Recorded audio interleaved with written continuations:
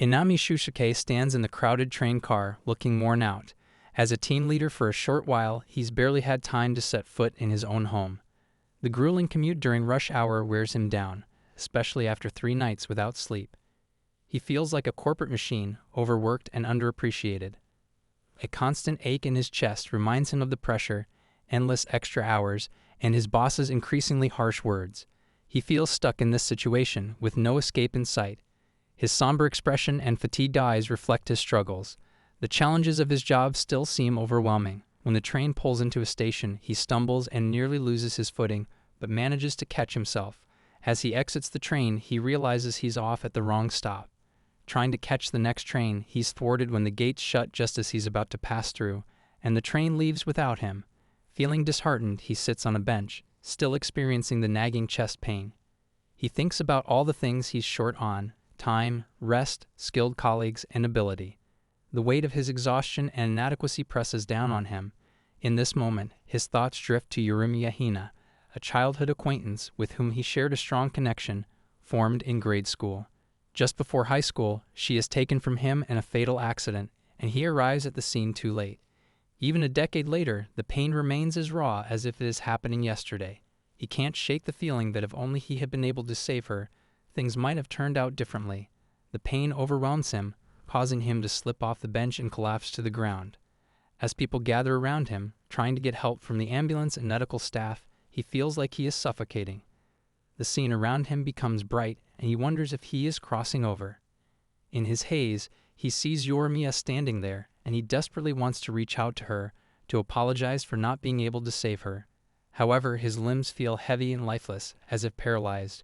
When he comes to, he thinks maybe he has been rescued. To his surprise, the chest pain is gone. As he looks around, he realizes he is in his parents' home, and he can't understand why he isn't in the hospital. He picks up his phone to check his reflection and is shocked. He stumbles toward the mirror, and his shock deepens as he sees that he has been rejuvenated to his youthful appearance. He touches his cheeks, and his skin feels smooth and vibrant. He notices he is shorter and skinnier, just like he was back in his student days. His reflection shows a plain and gloomy face, almost like a background character. It is as if he has been transported back to his past, to a time when life is simpler, yet perhaps just as complicated in its own ways. He walks into the dining area, thinking this has to be some kind of huge joke. He wonders if his wish to turn back time really came true when he fainted. If this is indeed 10 years in the past, maybe Yorimiya is still around. Suddenly, a girl bursts into excitement and wraps her arms around him from behind, catching him off guard. She starts chuckling and apologizes for not thinking he'd be so shocked. He tells her it's okay, he's not bothered, and asks if she's Azusa. She looks at him with a puzzled expression and asks if he's still half asleep or not paying attention to his studies. He gazes at her face, remembering his little sister Azusa as lively, friendly, and popular with many friends, always the perfect sibling. However, he notices she seems different now, almost like her old self from years ago. He recalls their last conversation, where she asked about his job and told him to visit more often. He had brushed it off, saying he was fine, which clearly saddened her. Realizing he's been staring, Azusa asks if there's something on her face. He kneels down in front of her and says sorry for being such a letdown as an older brother. He's always been a worry for those around him. This gesture catches her off guard, and he thinks he'll try to make things right this time. He starts thinking about changing his look by getting a haircut, wearing new clothes, and working out. But after eating cake, he thinks maybe being strong isn't the answer to everything. His sister asks with a grin if he's feeling better after having something sweet. While munching, he replies that he's feeling a lot better. She chuckles and tells him not to frighten her like that again. He asks if their mom is working, and she says yes, adding that their mom will be back soon. The two of them live with their mom, having lost their dad when he was just a kid. He thinks he needs to pull himself together before their mom gets home. His sister draws near and gazes into his eyes, prompting him to ask what's on her mind. She replies that his eyes appear more distressed than usual. He thinks that the hardships of life leave lasting impressions. She mentions that exams are probably challenging, then offers him a slice of her cake with a smile. He gladly accepts, but a sudden realization strikes him. As they enjoy the cake together, he inquires about the abundance of cake, and she looks puzzled, asking what he's talking about. Then she reminds him that it's Christmas Day. Taken aback, he rises from the chair, and his sister asks what's bothering him. He hastens to the door, anticipating the doorbell might ring at any moment. He recalls how he used to open the door expecting his mom, but instead, a woman apologizes for the sudden interruption. However, Yorimiya's maid is standing at the door, inquiring about Yorimiya's whereabouts and saying she's not home. As he approaches the door, he thinks she should be back by now, and everything is unfolding exactly as he remembers it. He remembers that Christmas Day 10 years ago was the day Yorimiya was involved in a car accident. He recalled the day he collapsed and wished to start anew. At the door, Yorimiya's maid asked about her, and he replied that she was not at their home. The maid was worried because she couldn't reach Yorimiya on her phone and wondered where she might have gone. He told the maid that he would bring Yorimiya back and asked if she had been called to take Yorimiya to the main house. The maid was shocked and asked how he knew about it. He thought to himself that he somehow knew. He remembers that 10 years ago, on Christmas Day, Yorimiya was hit by a car, and her grandfather, the head of the Yorimiya family, passed away. The Yorimiya family is respected and wealthy, and Yorimiya Hina is the family's young lady. The family will lose both its leader and its young lady. Meanwhile, Yorimiya Hina's maid walked towards their home, thinking that she wishes she had taken Yorimiya and run away. Anami knows that after the family leader died, the Yorimiya family had lots of issues and gradually declined. His sister walks over and says he stood up quickly and frightened her. Right then, she notices Mihato-san, Yorimiya's assistant, is standing there. His sister asks what's the matter, and the assistant says she's searching for the young woman. He thinks nobody can predict what will happen next. He tells the assistant he'll find the young woman and fix things. As he heads out to look for her, he recalls meeting Yorimiya initially. She joined their school in her early years. He remembers her sorrowful blank eyes. His classmates remark she's like a spirit because she doesn't respond much when they speak to her. Other kids gossip that she's intimidating. But he finds her fascinating and thinks she's unique. He was curious about her personality. He approached her during break and asked why they weren't joining the others outside. Some kids made fun of him, telling him to be careful or she'd bring him bad luck. At first she didn't say anything, but he continued to talk to her in a friendly way. He glanced at his friends and thought they were being really mean to her for no reason. He told her not to worry about what they said. He felt like they could become friends if she gave him a chance. Even after talking to her for a while, she still seemed distant. But one day she asked him why he was being so friendly and what he wanted from her. He said he just wanted to be friends and didn't have any other motive. She looked surprised by his suggestion.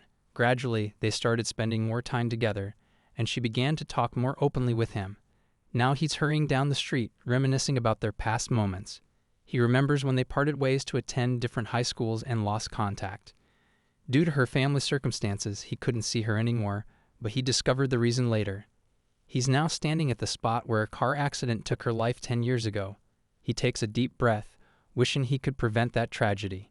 He spots her sitting on a bench and walks towards her, noticing she's wearing the same school uniform. She looks up and asks why he's there. He thinks about his true intention, to save her, but decides not to reveal it. Instead, he smiles and says he wants to walk with her peacefully. When she takes his hand, she remarks that his hands feel warm. As he holds her hand, he suggests going home, recalling how cold her hands used to be. When she doesn't budge, he wonders why she's alone in this unfamiliar place. She states with a sorrowful expression that going back home won't change anything.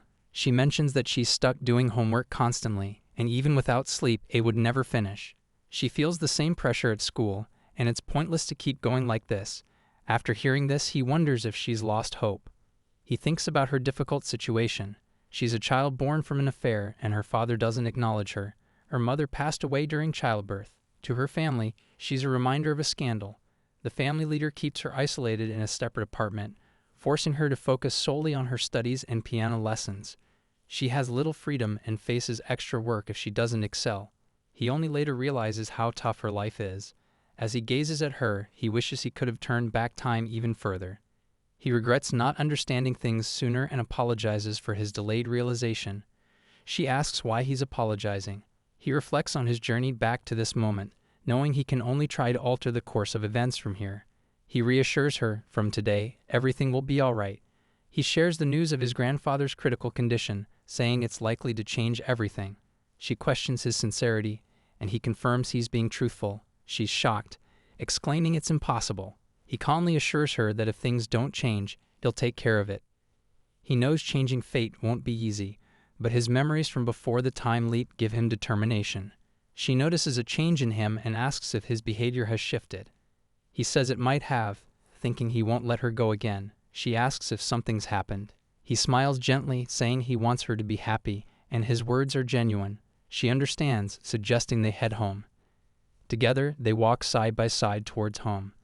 A fragment of her childhood resurfaces, where she'd often ask about her father's return.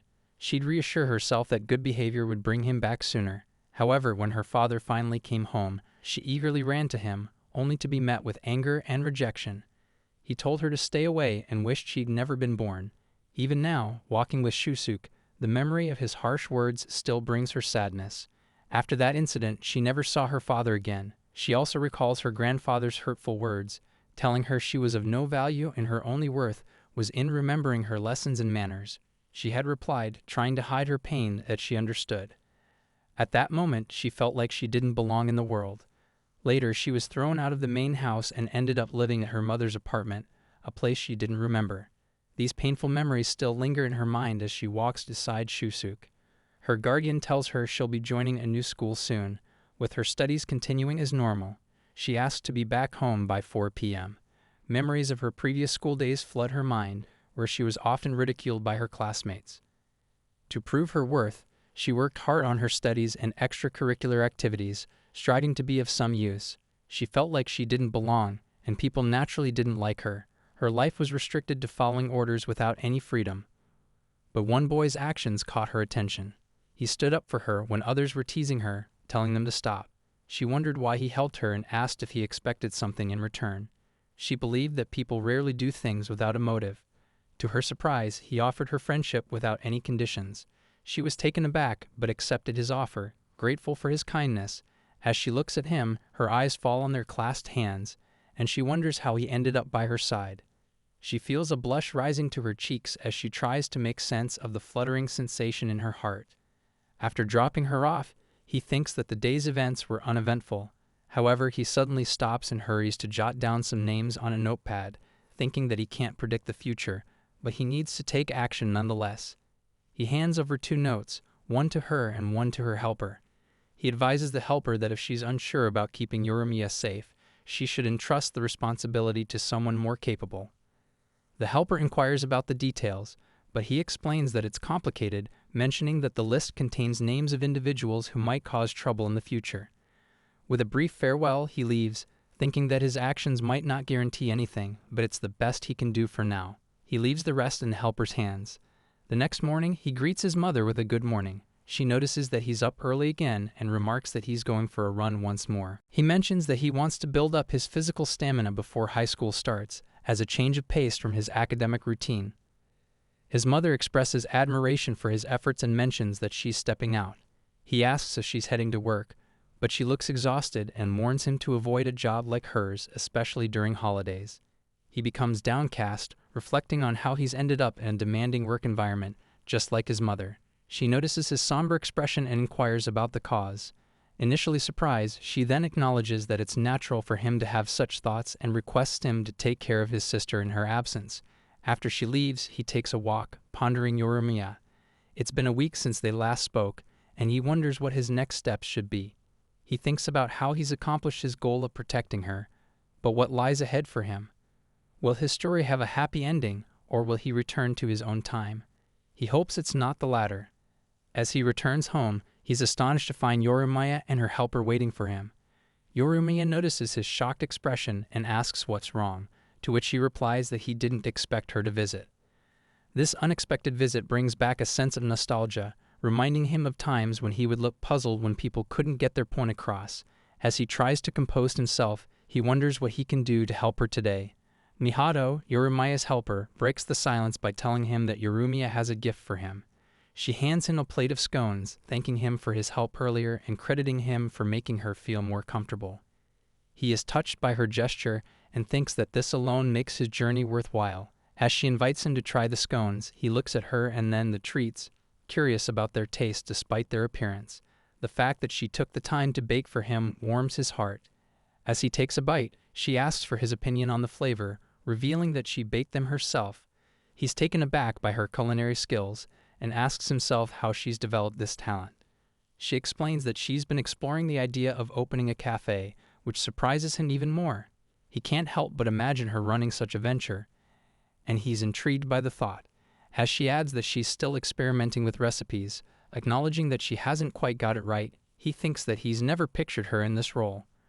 Her passion and determination are inspiring, and he asks himself if he finds it unusual, but mostly he's just happy to see her thriving. He replies her then that it's not strange she says him that she knew he would say something like that. He jokes that he's glad he met her expectations. She reveals that she's arranged to attend the same school as him, explaining that her family dynamics have changed and her plans were derailed. He suggests she could aim for a better school, but she assures him she's fine with this decision. He's shocked, thinking this would have been impossible until now. She shares her desire to attend a normal school and develop her baking skills.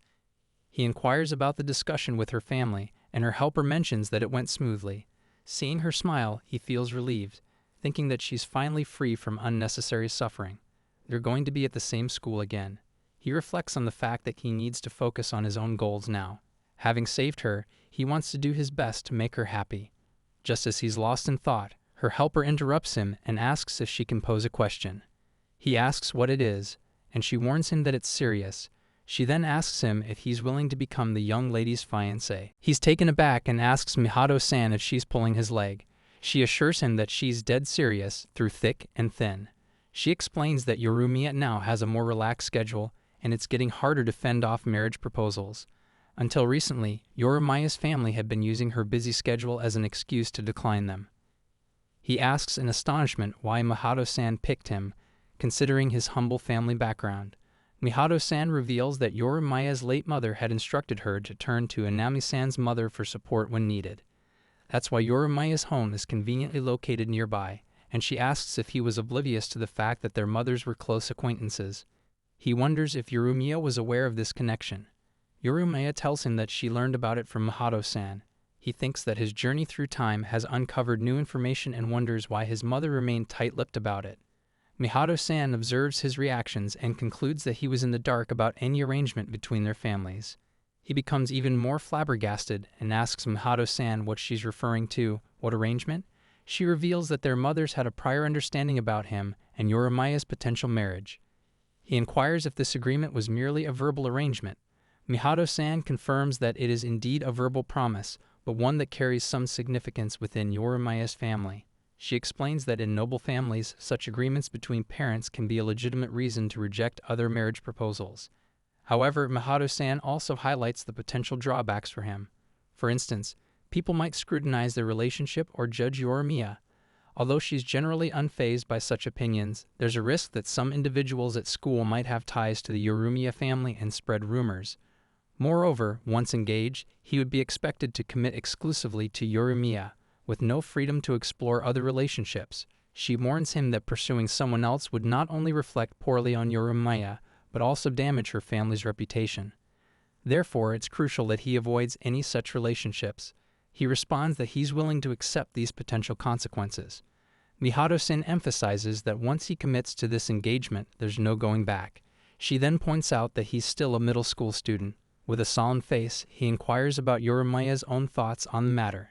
Yorumiya's eyes widen at his question, and he thinks that he's resolved to ensure her happiness above all. He's aware that the future is uncertain, even for Yorumiya, and instead of limiting her freedom by becoming her fiancé, he wants to know her feelings. She steps closer, takes his hand, and expresses her comfort with Shu-kun. She can't envision a life with anyone else. With a tinge of sadness, she suggests that if he's unsure, she can decline the arrangement, considering it might be advantageous for him. He responds that he understands and agrees to be her fiancé. Mihato-san thanks him, and he thinks that being her fiancé will ultimately be beneficial for her, so the title itself isn't a concern. Yorumiya asks him to look after her from now on, and he feels a sense of joy, thinking that he's made a decision to do everything in his power to make her happy. After this, he begins studying and wonders what responsibilities come with being a fiancé. He reflects on how arranged marriages often involve commitments made between parents when their children are young. He doesn't feel like being engaged comes with specific responsibilities. As a third-year junior high student, he wonders what he should prioritize. When he tries to study, he finds himself blanking on the material, and his mind wanders to his part-time job. Meanwhile, his sister is enthusiastically showing Yorumiya the difference between bread flour and pastry flour. He thinks to himself that being a student is definitely preferable to being stuck in a 9-to-5 job. He calls out to the girls, and they ask him what's up. Yorumiya has been dropping by their house regularly, and the reason is simple. She wants to bake him some treats since he's been stressing out over his studies. He offers to lend a hand, but his sister scolds him, and Yorumiya also tells him to focus on his studies. They reassure him that they'll take care of everything and suggest that if he's struggling to concentrate, he can always retreat to his room to study in peace. 15 minutes later, his fiancée approaches him with a plate of sweets, her eyes sparkling with excitement as she says they're ready soon. She picks one up and asks him to open his mouth, her voice gentle and playful, making him feel a bit self-conscious. He thinks that if he doesn't play along, she might get upset, so he decides to go with it. As he glances over at his sister, who's savoring a cookie with her eyes closed, he thinks she's being really sweet and considerate of the moment. He opens his mouth, and his fiancée feeds him the cookie, her fingers brushing against his lips. The sweetness of the cookie surprises him, and he comments that she's improving her baking skills, trying to be supportive. However, his words seem to spark a question in her mind, and she asks if the cookies weren't good, her brow furrowed in concern. He replies that he wouldn't say that exactly, trying to tread carefully, and thinks it's a delicate question to answer. Despite the complexity of his response, she smiles and thanks him, her face lighting up with joy. She says it makes her happy to know there's still room for growth, and he thinks that for someone who's expected to be flawless, it might be fun to make mistakes like this. Her smile lingers as she gets up to leave, and she tells him to help himself to the remaining cookies, her parting words a gentle gesture. As he watches her go, he reflects on how, before the time leap, he had researched the Yorumiya family out of curiosity, thinking he understood their situation. But now being close to her has given him a new perspective. He turns to Yorumiya and tells her that after the entrance exam, he'd like to help her bake sweets too, his voice filled with a newfound enthusiasm. She's surprised and asks if he means they'll bake together, her eyes wide with excitement. He smiles and agrees, despite not knowing much about baking, and feels a sense of anticipation for their future together. Yorumiya's cheeks flush with delight as she agrees. Her sister's laughter erupts, taking him by surprise. He comments that even without the engagement, she'd still acted like she was, his tone lighthearted. On New Year's Day, Shujuke is studying in class, feeling like his junior high school days are a distant memory. Some classmates gather around his table, and one mentions to the other that he's still a fan of Mary Fleck's TV appearances, despite struggling academically. Shujuke thinks he's managed to stay on top of the conversation thanks to discussions about the upcoming entrance exam. He joins in, saying there's only a month left until the exams, and he's feeling fairly relaxed. One of his classmates shares plans to attend a live concert after the exams, and another teases that he's tempting fate. Shujuke chuckles, thinking that time has given him a fresh perspective on life. As the days go by, the entrance exam day finally arrives. His sister hands him a good luck token and says she's curious about what he'll say when the exams are over. He's confident about his school choice, but he's blanked on the exam questions. The outcome will reflect just 2 months of studying. With that, he heads into the exam. When the time runs out in the exam hall, he thinks about the unusual situation of being a junior high student with an adult's perspective. After the exam, his mom picks him up, and he asks about her job. She reassures him that everything's fine and is curious to know how his exam went. He notices her familiar expression and thinks they've had similar conversations before. As they stand together, he looks out at the crowd of students waiting for the results. He reflects on how he was previously focused on Yorumiya's situation and didn't pay attention to his surroundings. This time, he wants to show his appreciation for her in a more meaningful way. He decides to check the results list with his mom. As they search for his name, Yorumiya Hina appears, beaming with joy. She shares the news that she passed the exam, and he tells her he did too. Her face lights up at the prospect of attending the same high school, and she can't wait for spring to begin. As he hears the news, his eyes unexpectedly brim with tears, and Yorumiya's expression turns worried. She asks what's bothering him, her voice filled with concern, and he recalls the past when Yorumiya lost everything, and he felt trapped, lacking direction. This memory seems to intensify his emotions, and Yorumiya draws closer, inquiring if he's just really happy about passing. Amidst his tears, he shakes his head, and she envelops him in a warm hug, her gentle touch a soothing balm to his frazzled nerves. As they hug, Yorumiya strokes his back, her gentle motions calming him, and she promises to comfort him until he's calm. The tender moment is noticed by onlookers, and his mother watches with a gentle smile. She feels a sense of things unfolding as they should, her smile hinting at a deeper understanding of the bond between her son and Yorumiya. After the entrance exams, he threw himself into training for his school club. Initially, it was a struggle, and he found it tough to keep up. However, as he continued, he started to enjoy the activities and felt a sense of pride in his progress. Whenever he lost focus, his mistakes would become apparent, and his sister would scold him from the next room.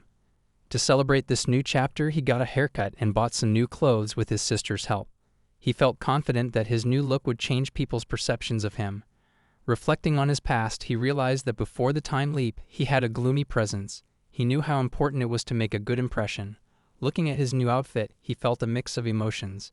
Part of him wanted to relive his youth and enjoy the freedom that came with it. At the same time, he was determined to support Yorumiya, even in small ways, so she could have a normal school life. With the entrance ceremony approaching, he felt a sense of excitement and anticipation. On the day of the ceremony, his mother and sister praised his new uniform. His mother commented that he had really transformed, while his sister joked that he looked great and was representing well. Their compliments boosted his confidence, and he felt ready to start this new chapter in his life. His mother smiles and says he's a true chip off the old block, while his sister looks into his eyes and remarks that they still seem a bit dreamy. He thinks that although their praise is nice, it's probably just family bias. Nevertheless, he's convinced that they've noticed a change in him. After bidding them farewell, he heads out. Yorumiya greets him with a cheerful good morning, and he's surprised to see her. He asks why she's there, and she replies that she wanted to accompany him to school. As he looks at her, he notices she's looking especially lovely today. She asks if she's being too much, and he reassures her that she's not. Her face lights up as she reveals she's been thinking about walking with him for a while. He can't help but notice how well her uniform fits her, and she comments that he's changed a lot. He's become more confident and put together. He attributes it to his high school debut, but her expression turns serious, and she says that he's definitely changed, both inside and out. He feels a bit self-conscious about all the praise, but her words make him wonder. As they walk together, he asks if she's upset, and she says she's not angry, just concerned that standing out might cause problems. He asks her to explain what she means. She brushes it off, saying it's nothing, and he wonders why she'd suddenly become quiet if he stood out. She interrupts his thoughts, urging him to hurry up so they won't be late. He thinks maybe she's worried he'll become too flashy in class, but he reassures himself that he'll never be that way. He'd rather keep a low profile. She apologizes for her brief moment of seriousness and explains that if she stood out, she thought he might start to distance himself from her. Then she asks him if he's still committed to being her fiancé. He wonders if she's feeling a bit jealous. She asks if they'll be together, and he smiles, reassuring her that he'll be there for her, not just because they're engaged, but because she's his childhood friend. He tells her that he wants her to be happy. Her face lights up as she says that he's really changed. As they enter the school, they check the class list and are thrilled to find out they're in the same class. She reminds him to be discreet at school, and he nods in agreement. To avoid drawing attention, they decide to keep their engagement private. If asked, he'll just say they're childhood friends. They understand that they have their own lives as students, and there may be relationships they can't build if he's always by her side. He wishes for her to experience a lively and fulfilling youth, beyond just their relationship. He hopes she'll form connections with others who appreciate and support her. However, he worries that his ideals might be unrealistic. She notices his concerned expression and teases him about it, and he shares his thoughts about building friendships. He feels like she can read him easily. She agrees that having friends is a good idea, but she's content with their relationship and doesn't feel the need for others. He's surprised, and she reassures him that she's happy with him by her side. He acknowledges this, but gently encourages her to consider expanding her social circle, especially when he's not around. She playfully responds that she'd take care of him if needed. He persists, suggesting that having friends would bring her joy and fulfillment. He assures her he's not pushing her, but he'd be delighted if she connected with others. When he expresses his genuine happiness for her potential friendships, but she takes a step back and he realizes she doesn't need to force it. There's more to life than friendships, and as long as she's happy, that's what matters. She nods understandingly and promises to try, then walks away. He reflects on the uncertainty of his own path ahead. During class, Yorumiya messages him, asking for book recommendations on building friendships. He responds that he's not aware of any specific books, feeling a bit unsure. After replying her on text, he becomes worried and goes towards door and thinks he need to go to the restroom. While walking in the corridor, he thinks that his class seating are the same as before the time leap, the only difference being Yorimiya presence, and thinks that how nostalgic he used to take strolls around the school because he could not stand being by himself in the classroom. While strolling, he spots a quiet area ahead and thinks it looks peaceful. As he approaches, he notices a girl sitting on the ground, looking unwell, and doesn't recognize her. He walks towards her, thinking the nurse's office is actually in a different direction. Given her confusion, he assumed she's a new student like him. He smiles to himself, thinking that exploring the school has proven useful. When he reaches her, he asks if she's okay. She looks up, and he notices her beauty, but can't quite place her. He wonders if he's met her before. He apologizes for startling her, explaining that she looked ill and pointing out the direction of the nurse's office. He finds it odd that she's wearing sunglasses. However, she pushes him away, telling him to leave, and then starts vomiting into a nearby sink. He quickly turns on the faucet to help. After she's finished, he asks how she's feeling. She says she's better and declines his offer to take her to the nurse's office, insisting she's fine. He helps her to a nearby bench, where she apologizes for showing him her vulnerable side, worried that he might think less of her. He reassures her that he's not put off and shares his own health struggles, showing her the medication he carries for his stomach issues. He thinks that he decided to start over for Yorimiya's sake, and it's not without its challenges. He says to her that no matter how much he wants to do something, there are bound to be tough times, so he carries stomach medicine as a precautionary measure, just in case. He thinks that he doesn't quite need that medicine now, though it was a great help when he was stressed out in his previous life. The girl replies that she understands that feeling too. She thanks him and says she thinks she's calmed down a bit. He introduces himself, saying he's Anami Shushike, and mentions he's from Section 5. Upon hearing this, she becomes worried and thinks that it's the worst that someone in her class saw her like this. Meanwhile, he thinks that he knew it. There wasn't a girl like this before the time leap. She joins her hands in front of him and requests that he's really sorry, but could he keep quiet about this? He says to her that not a word. He doesn't even know if he'll have someone to talk to. She then becomes normal and says that he would normally be able to make friends easily. He thinks about Yorimiya, who's been thinking about what she should do to make friends. He asks the girl what normal means in the first place and what friends do. The girl laughs and says that he's quite the eccentric one. He thinks that he also doesn't remember her name. She introduces herself as Minamori Sarah. He says to her that she should visit the nurse's office just in case, to make sure she's okay. She smiles and assures him that it's fine, just a mental issue that will improve before the show. He becomes astonished at the mention of a live performance. With a smile, she asks him if it's not thrilling that she's performing live. He replies that it's incredibly exciting. He thinks to himself that he doesn't know the specifics, but will she be performing in front of an audience? Given her age and student status, it will likely be a small-scale event, but it's still impressive that she's willing to perform in public. He jokes about needing stomach medication due to the encounter. She shows him her own medication and says she's prepared. Both of them are surprised to discover that they're taking the same medication. They exchange contact information, and she says that their shared weak stomachs have brought them together as friends. He thinks that perhaps their quick friendship is due to their shared experience. As they exchange IDs, he notices her nickname and thinks it's quite cute. She gives him permission to use it. Before leaving, she reminds him to keep her contact information private, warning him that if it gets out, it could be a problem. He responds with skepticism, and she replies that being a popular girl comes with its challenges. She thanks him for helping her feel better and says she's heading back. He asks her why she's wearing sunglasses, and she removes them, asking if he'd understand if she revealed she's a genius idol.